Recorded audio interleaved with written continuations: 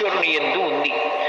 అందుకని ఆయన బాలరూపంతో ఎప్పుడు చేతిలో కుడువు పట్టుకుని తిరుగుతూ ఉంటాడు. అది కారణం బాలగణపతి అని. ఎప్పటికీ ఆయన పరమశివుని యొక్క పెద్ద కుమారుడు. తమిళ దేశంలో పిళ్ళయార్ పిళ్ళయార్ అంటుంటారు, అంటే పెద్ద కొడుకు పెద్ద కొడుకు. ఎప్పటికీ అలా పెద్ద కొడుకు ఒక పిల్లవాడిగా ఉండిపోవడానికి కారణం ఏమిటంటే ఆయన యొక్క క్షమాగుణం. ఇది రెండవ లక్షణం. ఇక మూడవ లక్షణం ఏమిటి అంటే విఘ్నేశ్వరుణ్ణి స్మరించినంత మాత్రము చేత విఘ్నము తొలగిపోతుంది. విఘ్నము అంటే పరమ ప్రమాదకరమైనది. అది కార్యహస్తి, అంటే ఇక కార్యము జరగకుండా చేసేస్తుంది. ఏదో కష్టపడితే కార్యం జరగడం కాదు, అసలు ఇక ఆ కార్యం జరగదు, అర్థంతరంగా ఆగిపోతుంది. అట్లా కార్యం ఆగిపోయింది అంటే విఘ్నేశ్వరుని యొక్క అనుగ్రహం లేదు అని గుర్తు.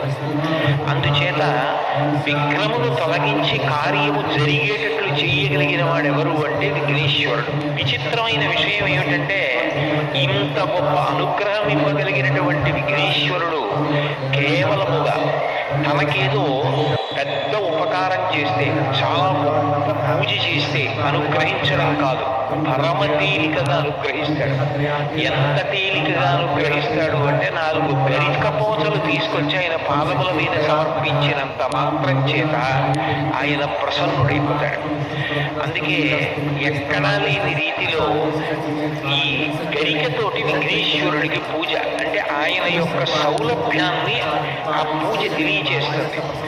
అటువంటి విఘ్నేశ్వరుడి పూజ మీరు గమనిస్తే మీకు ఒక విచిత్రం కనపడుతుంది. శ్రీరామ నవమి ఉందనుకోండి, చైత్రమాసంలో శుక్లపక్షంలో వచ్చే నవమి శ్రీరామ నవమి. కృష్ణాష్టమి ఉందనుకోండి, శ్రావణ మాసంలో కృష్ణపక్షంలో అష్టమి నాడు వచ్చేటటువంటిది కృష్ణాష్టమి. మాస శివరాత్రి ఉందనుకోండి, ప్రతి నెల కృష్ణపక్షంలో వచ్చే చతుర్దశి మాస శివరాత్రి. శుక్లపక్షంలోనైనా వస్తుంది, కృష్ణపక్షంలోనైనా వస్తుంది. పౌర్ణమి అమ్మవారికి అత్యంత పూజకి యోగ్యమైనటువంటి తిథి, అది నెలలో ఒక్కమారు వస్తుంది. కానీ విఘ్నేశ్వరుడికి సంబంధించినటువంటి పూజ శుక్లపక్షంలోనూ కృష్ణపక్షంలోనూ 2 సార్లు వస్తుంది. శుక్లపక్షంలో వచ్చేటటువంటి 4వ తిథి ఏదైతే ఉందో ఆ చతుర్థి విఘ్నేశ్వరుడి యొక్క పూజకి ఉద్దేశింపబడింది. వరసిద్ధి వినాయక వ్రతకల్పము అని భాద్రపద మాసంలో శుక్లపక్షంలో చతుర్థి తిథి నాడు చేస్తారు. మళ్ళీ సంకటహర చతుర్థి అని కృష్ణపక్షంలో వచ్చేటటువంటి చతుర్థి, అంటే 4వ తిథి నాడు చేస్తారు. విచిత్రం ఏమిటంటే శుక్లపక్షంలో వచ్చే 4వ తిథి నాడు విఘ్నేశ్వరుడికి వ్రతం, కృష్ణపక్షంలో వచ్చేటటువంటి 4వ తిథి నాడు కూడా విఘ్నేశ్వరుడికి వ్రతం. ఈ 2 కూడా విఘ్నేశ్వర సంబంధమైన వ్రతాలే. ఇంకా విచిత్రమైన విషయం ఏమిటంటే ఈ 2 వ్రతాలని నిర్ణయించినటువంటి వాడు కూడా విఘ్నేశ్వరుడే. ఇవి ఇట్లా జరగాలి, ఈ కల్పం ఇట్లా ఉండాలి, ఇటువంటి కథ చెప్పుకోవాలి అని దానికి నిర్ణయం చేసినటువంటి వాడు కూడా విఘ్నేశ్వరుడే. నిజానికి సంకటం అనేటటువంటి మాట ఊహ చేయడానికే పరమ భయంకరమైనది. జీవితంలో ఏ కారణం చేత కూడా రాకూడని కష్టం ఏది అంటే సంకటం. సంకటము అన్న మాటకు అర్థం ఏమిటంటే ఇరుకైన దాని ఎందు చిక్కుకుని పోవుట. మీకు బాగా అర్థమయ్యేటట్టు చెప్పాలి అంటే ఎవరో ఒక వ్యక్తి నడుస్తుండగా ఆయన నడుస్తున్న చోట ఉన్నటువంటి రాయి అపభ్రంశమై ఆయన పడిపోయాడు. ఆ పడిపోయినప్పుడు ఏమైపోయింది అంటే 2 పెద్ద పెద్ద బండరాళ్ళ మధ్యలోకి దిగిపోయాడు. ఇప్పుడు ఆయన బండరాళ్ళు తొలగించలేడు, ఆయన పైకి రాలేడు. ఎవరైనా పట్టుకుని పైకి లాగుదామన్నా జారిపోవడం అయితే జారిపోయాడు, కానీ ఆయన ఆ ఇరుకులోంచి పైకి రాలేడు. బలవంతంగా లాగే ప్రయత్నం చేశారనుకోండి, ముక్క ఊడిపోతాడంతే. తప్ప ఆయన్ని పైకి లాగలేరు.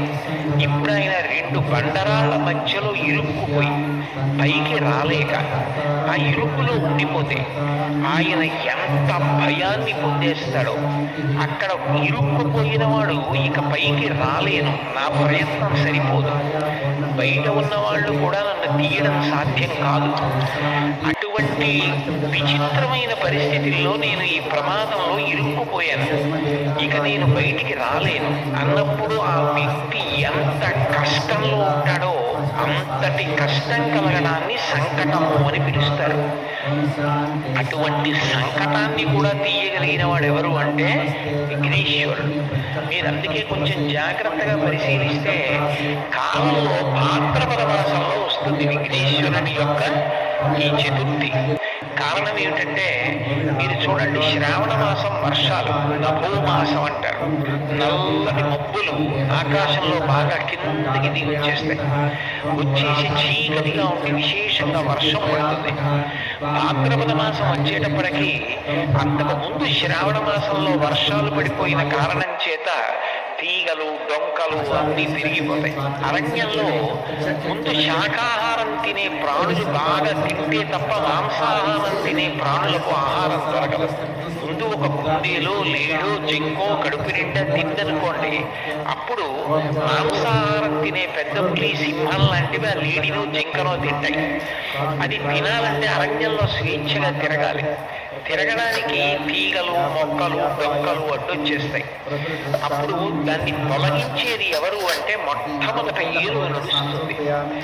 ఏనుగు కేవలం నడిచి వెళ్ళిపోతుంది.